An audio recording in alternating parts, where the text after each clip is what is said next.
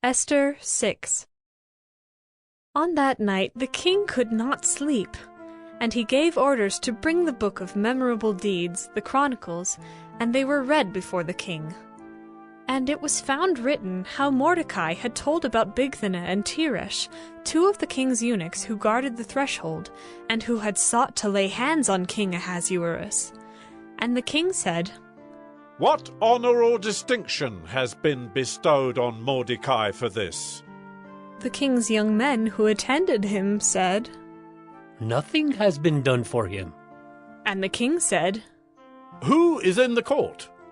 Now Haman had just entered the outer court of the king's palace to speak to the king about having Mordecai hanged on the gallows that he had prepared for him. And the king's young men told him, "Haman is there, standing in the court." And the king said, "Let him come in."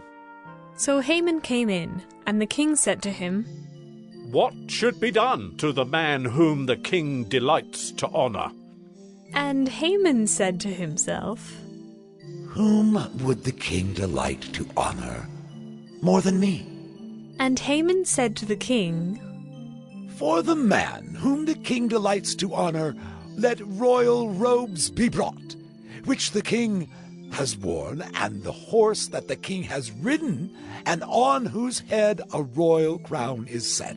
And let the robes and the horse be handed over to one of the king's most noble officials. Let them dress the man whom the king delights to honor, and let them lead him on the horse through the square of the city, proclaiming before him, 'Thus shall it be done to the man whom the king delights to honor.'"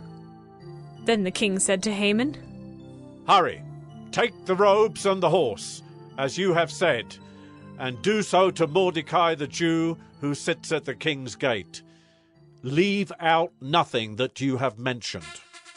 So Haman took the robes and the horse, and he dressed Mordecai and led him through the square of the city, proclaiming before him, "Thus shall it be done to the man whom the king delights to honor." Then Mordecai returned to the king's gate. But Haman hurried to his house, mourning and with his head covered. And Haman told his wife Zeresh and all his friends everything that had happened to him. Then his wise men and his wife Zeresh said to him, "If Mordecai, before whom you have begun to fall, is of the Jewish people, you will not overcome him, but will surely fall before him." While they were yet talking with him, the king's eunuchs arrived and hurried to bring Haman to the feast that Esther had prepared.